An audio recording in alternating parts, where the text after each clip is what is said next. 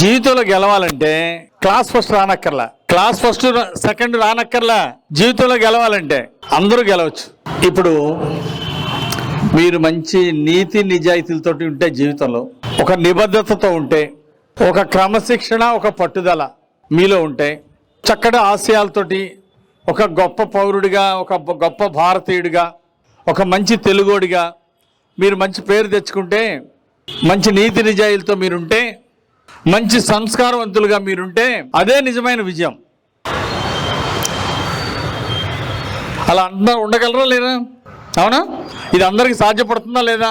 Class ఫస్ట్లో వచ్చినా, క్లాసులో సెకండ్ వచ్చినా, స్టేట్ ర్యాంక్ వచ్చినా వాళ్ళ జీవితంలో నీతి నిజాయితీలు లేకపోతే వాళ్ళు వచ్చి ఇక్కడ పడతారు, మీకంటే కింద ఉంటారు.